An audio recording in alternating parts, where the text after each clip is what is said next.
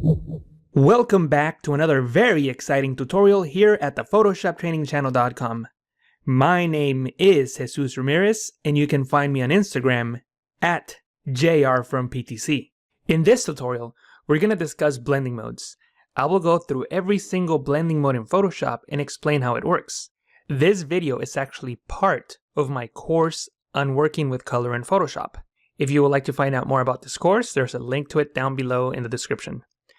If this is your first time at the Photoshop Training Channel, don't forget to click that subscribe button. Okay, let's get started. In this video, we're going to explore blending modes and how they work. Blend modes or blending modes are a great way to expand the power of layers in Photoshop. A blending mode takes the pixels of one layer and blends them with the pixels of another layer to create a completely new effect. Blending modes become a powerful tool in many areas of Photoshop, including color adjustments. For this course, I decided to include a comprehensive guide into blending modes so that you could wisely choose which to use for your projects. Originally, I was going to do a quick overview, but instead, I decided to spend a little more time and give you a complete guide into blending modes, which will hopefully be the last blending modes guide that you will ever need. Before we start, I would like to point out that even if you have an older version of Photoshop, you could follow along this video. The 19 original blending modes have been around since layers were first introduced in Photoshop 3.0 back in 1994. 5 new blending modes were added in Photoshop 7 in 2002, along with the fill slider. Then one more blending mode in Photoshop CS in 2003. The 2 newest blending modes were added to Photoshop CS5 in 2010. Currently, we have 27 blending modes, or 30 blending modes if you include the 2 extra blending modes for the paint tools and the extra blending mode for layer groups. In case you're wondering, I'm using Photoshop CC to record this video, but again, you should be able to follow along with any version that you have. Blending modes do a whole lot more than just adjust the fill or opacity. The way the layers blend is determined by the algorithm of the selected blending mode. Blending modes can be applied to any item in the layers panel, including text layers, adjustment layers, and even groups, which makes blending modes an excellent way to create non-destructive effects. You can always come back and adjust the fill, opacity, or even switch to a different blending mode. The 27 blending modes that you can apply to a layer are found near the upper left corner of the layers panel in an unlabeled drop-down menu. By default, all layers are set to normal, but you can click on the drop-down menu and select any other blending mode. All the painting tools in Photoshop, such as the brush tool, also have blending modes. They even include 2 additional blending modes not found in the layers panel, behind and clear. In this video, we will primarily focus on how blending modes work with layers, but the principles are universal and they will work in a very similar fashion with other tools. When working with blending modes, Photoshop blends the pixels by performing a blend operation on each pixel of the blend layer against its corresponding pixel in the base layer. Put simply, the blend is applied to a single pixel at a time to get the resulting blend. To make things easier to understand, I'll refer to pixels as colors, since the word color may help your mind create a more accurate representation of what is going on. But we're always talking about pixels.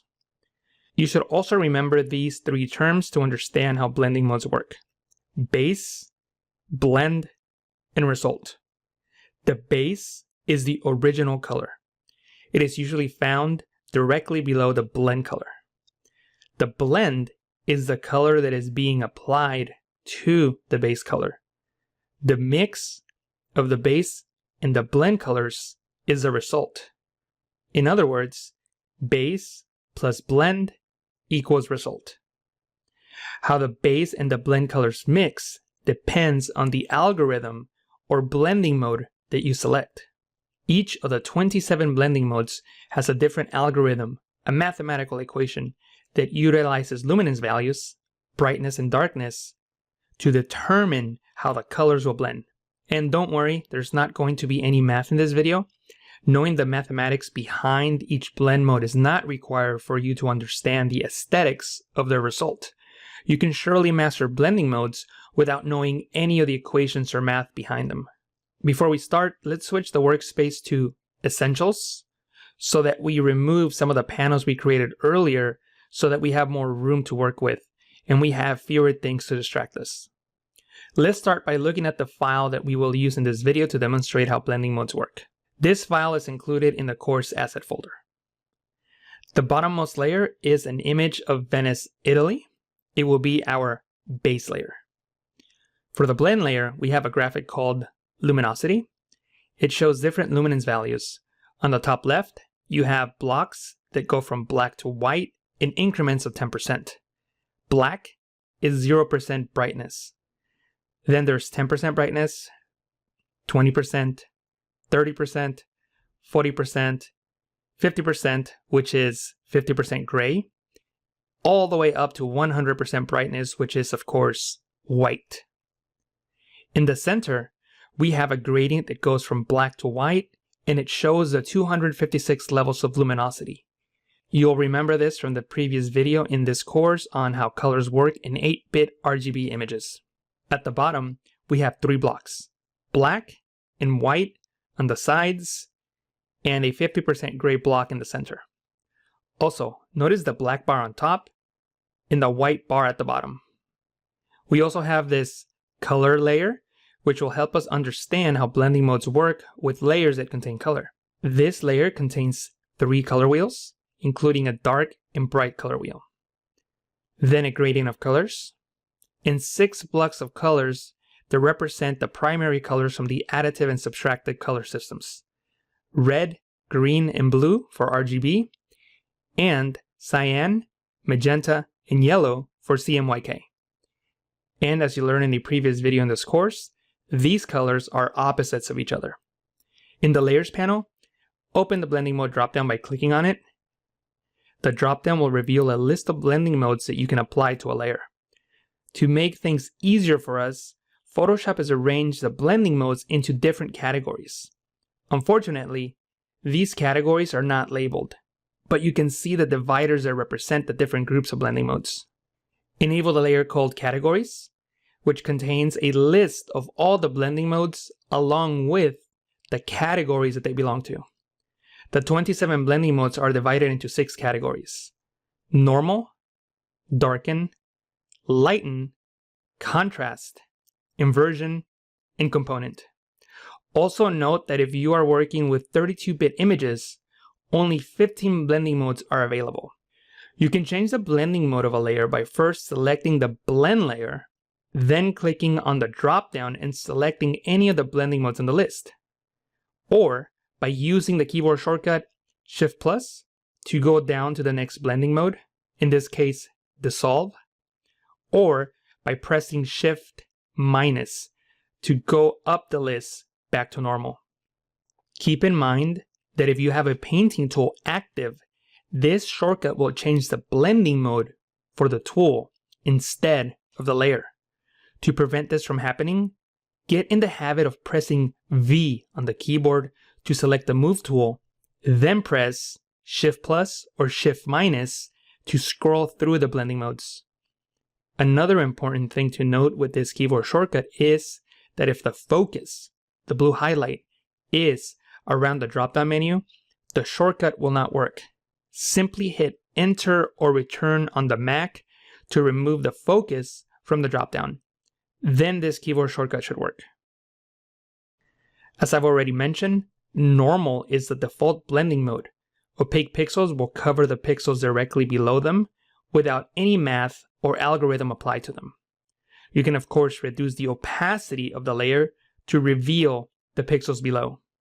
Opacity and fill give you the same result in 19 out of the 27 blending modes. However, there are 8 blending modes that give you different results when you use fill compared to opacity. I will point out these 8 special blending modes as I go through the list. The second blending mode in the normal category is Dissolve. At 100% opacity, there is no change, and the resulting blend looks exactly the same as the normal blending mode. But by reducing the opacity, you will see a diffusion dither pattern, or random specks, that become more scattered as you reduce the opacity. The dissolve blending mode isn't blending any pixels.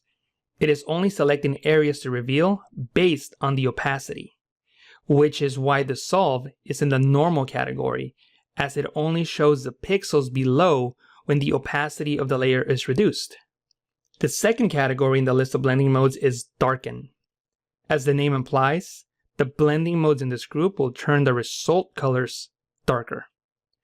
This is because the darker pixels on the blend layer remain opaque, while the brighter pixels become translucent. In other words, anything that is white will become invisible, and anything that is darker than white is going to have some darkening effect to the pixels below it. The first blending mode in this group is Darken. The Darken blending mode looks at the luminance values in each of the RGB channels and selects either the base color or blend color depending on which is darker. Simply put, this blending mode does not blend pixels. It only compares the base and blend colors and keeps the darkest of the two. If the blend layer and the base layer color are the same, then there is no change. By looking at the result of the blend, you can see that white gets completely disregarded because everything is darker than white. In these darker tones, around the sky, you can see that there is some change because the colors are darker than those found in the base layer. Of course, black and darker grays will return the most drastic changes. Notice that the black bar on top and the black block on the bottom left remain unchanged. They are solid black, and of course, there is nothing that could be darker than black in the layer below it. Even though this blending mode deals with dark and bright tones, you can still apply it to layers that contain color. By enabling the color layer, you will see that the colors that are darker than the ones found in the base layer are kept.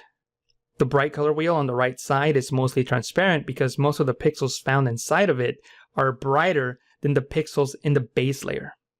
The next blending mode in this group is Multiply. This is one of Photoshop's most popular blending modes. I'm sure that you've used it many times before. If not, you will start very soon. This blending mode multiplies the luminosity of the base color by the blend color. The resulting color is always a darker color. White produces no change, making it a great blending mode for darkening images or creating shadows. As you can see, the black pixels remain, and there are different levels of darkening depending on the luminosity values of the blend layer. A good representation of how the multiply blending mode works is by looking at the gradient. Notice how it slightly increases the darkness of the image below it as the colors in the gradient get darker.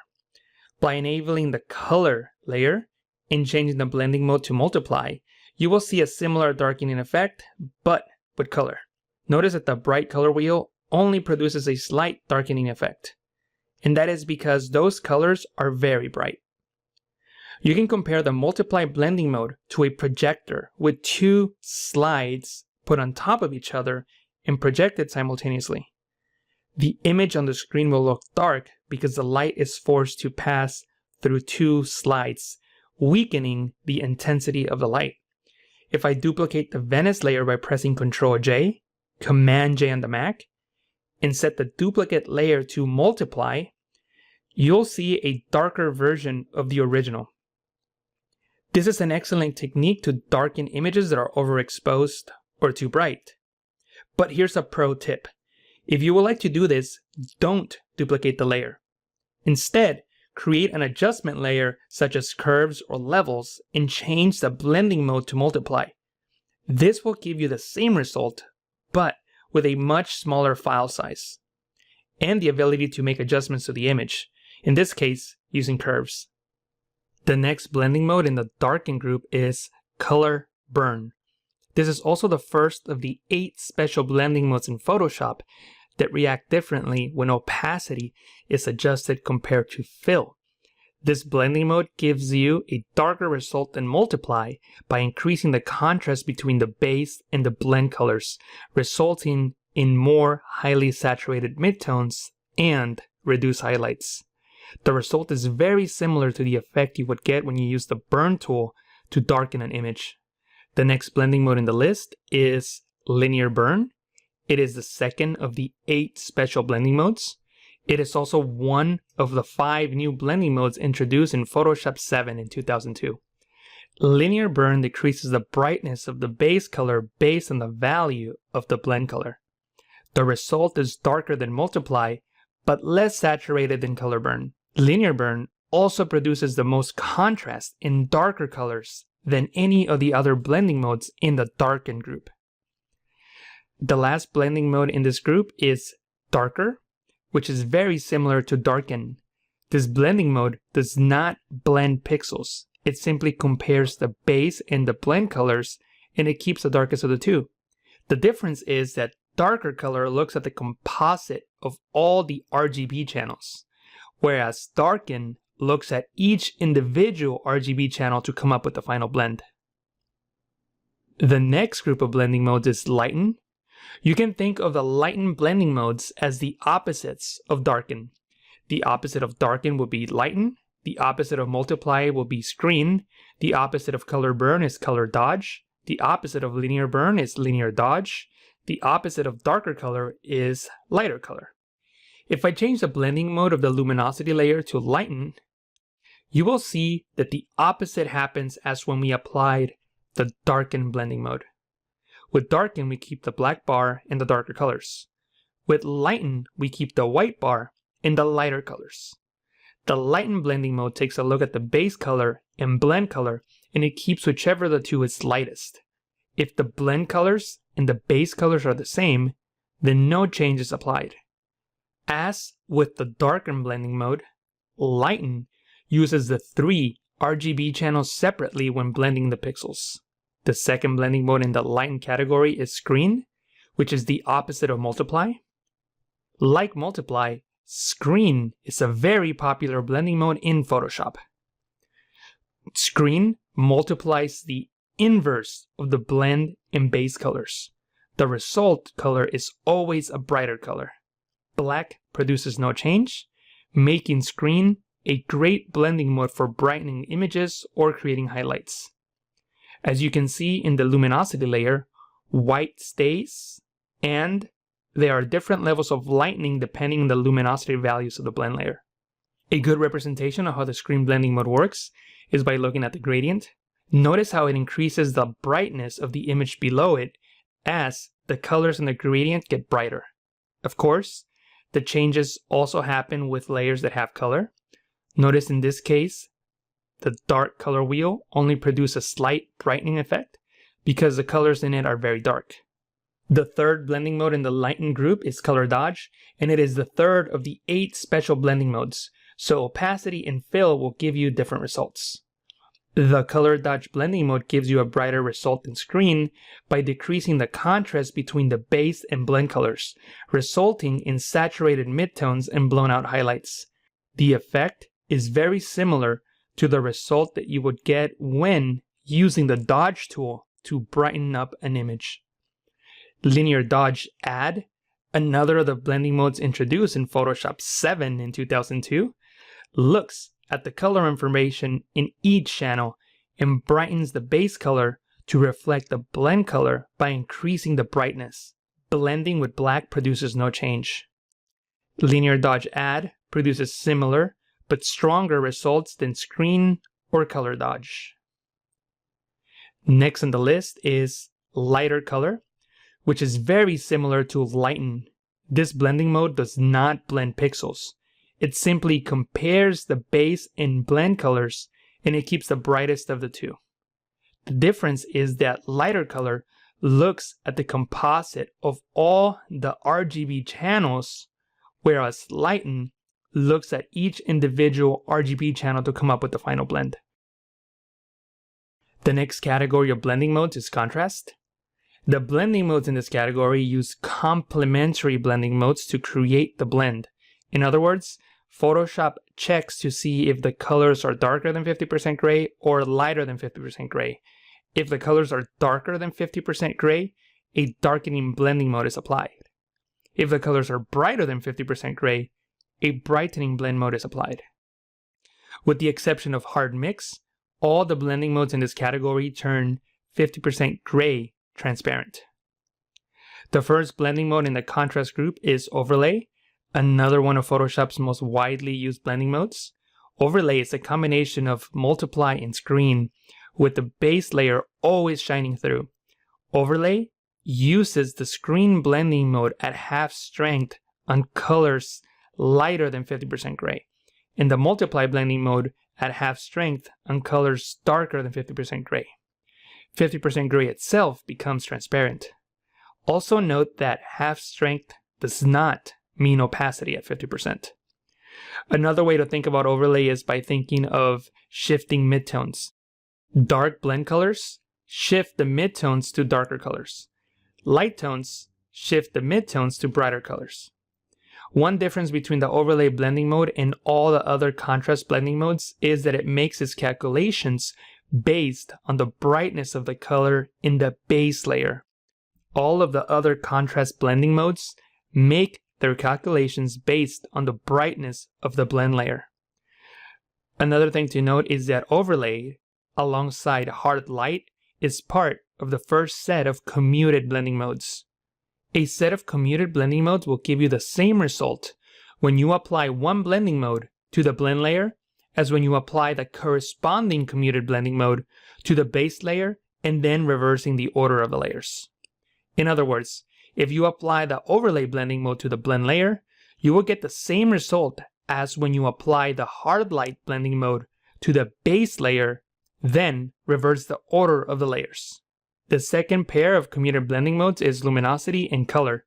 We will discuss them in a few moments. The next blending mode is soft light, which is very much like overlay.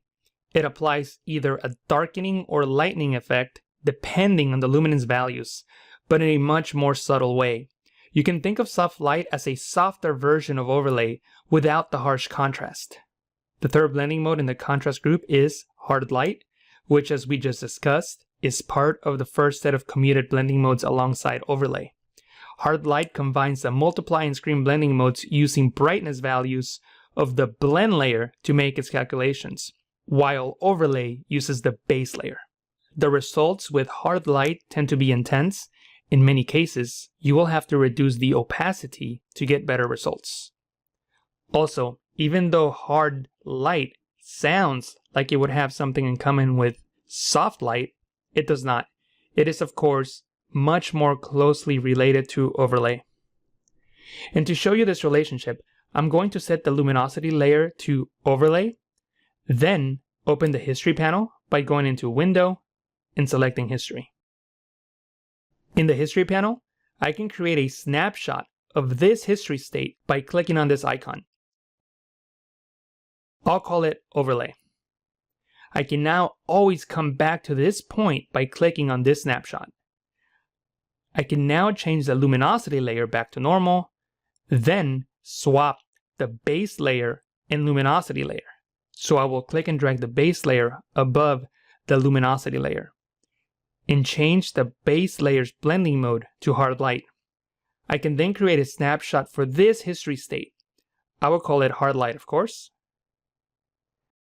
Then, if I click between the overlay and hard light snapshots, you will see that they look exactly the same. The only difference besides the blending mode is the order of the layers. So now you can see the relationship of those commuted blending modes. And I'm just going to click on overlay and change the blending mode to vivid light, which is the next blending mode in the list. Vivid light is also one of those 5 blending modes introduced in 2002 with Photoshop 7. You can think of vivid light as an extreme version of overlay and soft light. Anything darker than 50% gray is darkened, and anything lighter than 50% gray is lightened. Vivid light is one of those other blending modes where you want to adjust the opacity, since 100% opacity is generally too strong. Also, this is the 5th blending mode of 8 that gives you different results when you reduce the fill compared to the opacity. Linear light, the 6th of the 8 special blending modes, also introduced in Photoshop 7, uses a combination of linear dodge blending on lighter pixels and linear burn on darker pixels. Typically, the result colors are extreme, and you may want to use the fill or opacity sliders to adjust them. I prefer using the fill slider for this blending mode. The next blending mode in the list is Pin Light, which is the 5th and last blending mode released in 2002 with Photoshop 7. Pin Light performs a Darken and Lighten blending mode simultaneously. This is an extreme blending mode that can result in patches or blotches, and it completely removes all midtones. The center of the image is, of course, unaffected because this is where we have the 50% grays, but you can see that the midtones and the edges of the image are completely gone. Hard Mix is both the 7th blending mode in the contrast group and the 7th of the 8 special blending modes. Hard Mix was introduced in Photoshop CS back in 2003. Hard Mix applies the blend by adding the value of each RGB channel into the blend layer to the corresponding RGB channel in the base layer, resulting in a loss of a lot of detail. The result color can only be black, white, or any of the 6 primary colors: red, green, blue, cyan, magenta, or yellow. By looking at the result, you can see that most of the detail has been lost and we only see those primary colors. The same thing happens with the color layer. This is one of those extreme blending modes, but you can use opacity and fill to reduce the effect and get results that you can work with. Fill will probably give you the better option for reducing the effect of this blending mode. The next group of blending modes in the list is Inversion. The Inversion blending modes blend the layers based on the difference between the 2 layers. In other words, the blending mode looks for variations in the layers to create the blend. The first blending mode in this category is Difference. This is also the 8th and final blending mode that reacts differently when fill is reduced compared to opacity. The Difference blending mode applies the blend by setting the resulting pixel to the value of the difference between the blend pixel and the base pixel. Blending white inverts the color value, and blending black results in no change. The resulting image clearly represents this effect. The black and dark areas of the luminosity layer remain virtually unchanged, while the lighter tones inverted the colors. If you duplicate the base layer by pressing Ctrl J, that's Command J on the Mac, and change the blending mode of the duplicate to Difference, the image will turn black. Identical areas turn black because there is no difference between them. Small differences darken the result, while large differences lighten the result. If I select the Move tool by pressing the V key on the keyboard and use the arrow keys to nudge the layer, you will see the variance of the tonal values in each pixel. This technique is great for comparing the alignment of layers with similar content. The second blending mode in this category is Exclusion. Exclusion gives you similar results as Difference. Blending with white inverts the base color values. Blending with black produces no change. Blending 50% gray produces 50% gray. The next blending mode is Subtract, which is one of the 2 newest blending modes, first introduced in Photoshop CS5 in 2010. Subtract simply subtracts pixel values from the base layer. This blending mode drastically darkens pixels by subtracting brightness. White has no effect, but the darker color lightens the image. Only as the blend values get brighter does the result get darker. Notice how the light areas of the gradient are almost pure black, while the dark areas of the gradient produce no change. The next blending mode is Divide, also introduced in 2010 in Photoshop CS5. Divide produces the opposite effect of Subtract. White has no effect, but the darker colors lighten the image. Only as the blend values get darker does the result get brighter. Notice how the dark areas of the gradient are almost pure white, while the light areas of the gradient produce no change. The final category in the list of blending modes is Component. The blending modes in this category use a combination of hue, saturation, and luminosity to perform the blend. Let's take a look at hue first. We will apply the hue blending mode to the luminosity layer first, which turns the image into grayscale. That's because none of the pixels in the luminosity layer have color. The hue blending mode preserves the luminosity and saturation of the base pixels while adopting the hue of the blend pixels. The hue blending mode can be used to change hues in an image while maintaining the tonal and saturation values of the original image. By turning on the color layer and setting the blend mode to hue, you will see that the blend layer did not affect the saturation, lightness, or darkness of the image. The only thing that changed was the hue. The second blending mode in this category is saturation. The saturation blending mode preserves the luminosity and hue of the base layer while adopting the saturation of the blend layer. A black and white blend layer also turns the image into grayscale because none of the pixels in the luminosity layer have saturation. The third blending mode in this category is color. The color blending mode preserves the luminosity of the base layer while adopting the hue and saturation of the blend layer, making this blending mode ideal for coloring monochromatic images. Also, color, along with the luminosity blending mode, is the second pair of commuted blending modes. Once again, a set of commuted blending modes will give you the same result when you apply one blending mode to the blend layer as when you apply the corresponding commuted blending mode to the base layer, and then reversing the order of the layers. In other words, if you apply the color blending mode to the blend layer, you will get the same result as when you apply the luminosity blending mode to the base layer and then reversing the order of the layers. As you might have guessed, luminosity, the last blending mode on the list, preserves the hue and saturation of the base layer while adopting the luminosity of the blend layer. This blending mode is one that I use a lot in color correction and color toning, particularly because it works great with the black and white adjustment layer. Let me show you what I mean by that. Create a new black and white adjustment layer. This adjustment layer turns the image black and white. In the Properties panel, you can adjust the luminosity of the original colors by dragging the sliders. Notice that by dragging the blue slider, I adjust the sky because there is blue in the sky. But if we change the adjustment layer's blending mode to luminosity, we will get the color back, and we can adjust the luminance values of those colors with the sliders. So now I'm adjusting the luminosity, but I get to keep the colors. Before we finish this video, I would like to take you through 3 more blending modes not found in the list that we've been looking at. First, let's learn about the extra blending mode in groups. We will work with this group titled Group Blending Modes. When you select the group, you will notice that the default blending mode is not normal. Instead, it is Pass Through. The Pass Through blending mode tells Photoshop to treat all the layers within a group to behave as if they were part of the regular stack and not part of the group and blend with the layers below.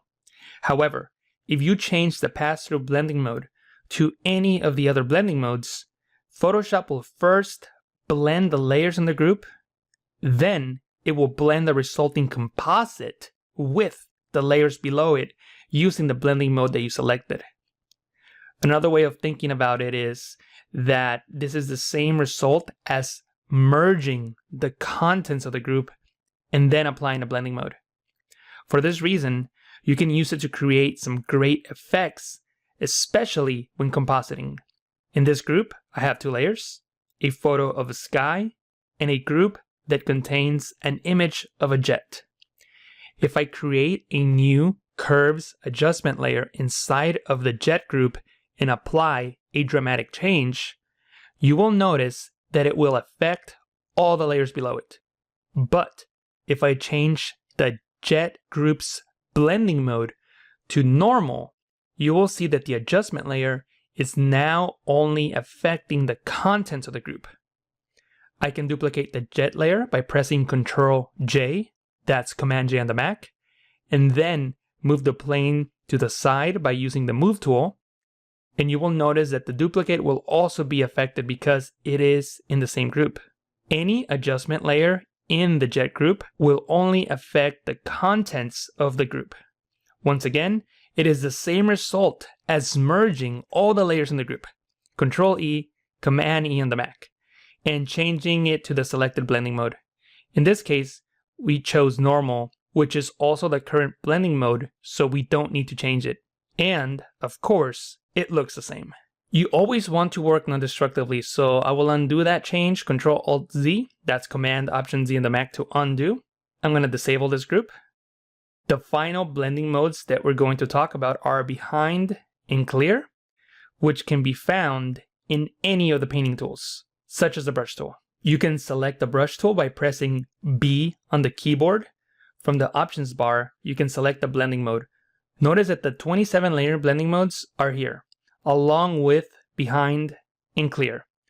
Let's talk about behind first because it is the most interesting of the two. Select behind from the blending mode dropdown, then select blue as your foreground color. You can do so by double clicking on the foreground color and selecting blue and pressing OK. The exact color is not important. Then create a new layer and paint on it. Then open the foreground color picker once again and select red. Then I'm going to continue painting on the layer. Notice that the brush tool works as expected, but notice that I cannot paint over the blue areas. The behind blending mode makes it so that you can only paint on transparent pixels. In other words, you can only paint behind opaque pixels. The behind blending mode is actually the opposite of clicking on the lock transparent pixels icon in the layers panel. Using this lock will make it so that you can only paint on opaque pixels and not transparent pixels. If I click on the lock transparent pixels icon, you will see that Photoshop will automatically change the brush's blending mode to normal. If I click on the dropdown to reveal all the blending modes, you will see that both behind and clear are grayed out. I'm going to unlock the layer by clicking on the lock transparent pixels icon. Then I will change the blending mode to clear. The clear blending mode clears pixels. In other words, it deletes them. It works very much the same as the eraser tool. I haven't found much use for it, but it is there available for you in case you can come up with a creative way to use it. We've already discussed the 8 special blending modes that give you different results when you adjust opacity compared to fill. The one thing that I didn't mention is that these blending modes also have another thing in common. To show you what that is, I'm going to open the layer style window by double clicking on the side of the black, 50% gray, white layer, which will be our blend layer in this example. From the layer style window, you can change the blending mode of the layer, as well as the opacity and fill. This is no different than making the adjustments from the layers panel. They both give you the same results. The reason we're in the layer style window is that it gives us access to the transparency shapes layers checkbox under advanced blending. Before I uncheck it, I'm going to select the first of the 8 special blending modes, color burn, so that you can see what it looks like when the checkbox is checked, which is default, and how it looks when we uncheck transparency shapes layers. Notice that the edges blend differently, and in my opinion, it is a better blend in the case of all of the 8 special blending modes. This is linear burn, checked, and unchecked. Color dodge gives us a great result with the brighter pixels. Notice how bright and how hot the image looks in those areas. It looks like a bright light shining on it. You can then reduce the fill to decrease the intensity of the highlight. This is a great technique for creating specular highlights in your image. If I go down the list of the 8 special blending modes, you will see that they will blend differently when the transparency shapes layer checkbox is unchecked. Then by using fill instead of opacity, you get an extra level of blends. If we press OK to commit the changes, you will see that the layer has an icon to the side of it, indicating that the checkbox was unchecked, creating an advanced blend. I'm going to end this video by letting you know that each blending mode has a keyboard shortcut, except for subtract and divide, the 2 blending modes added in Photoshop CS5 in 2010. But that's okay, I don't recommend learning all the keyboard shortcuts, only learn the ones that you use the most. Most of the time, I only use screen, multiply, overlay, soft light, color, and luminosity. So those are the only keyboard shortcuts that I have memorized. You can use Alt-Shift on Windows and Option-Shift on the Mac, and the corresponding letter to get you the blending mode that you would like to apply to a layer. Once again, keep in mind that if you have a painting tool active, this keyboard shortcut will change the blending mode for the tool instead of the layer.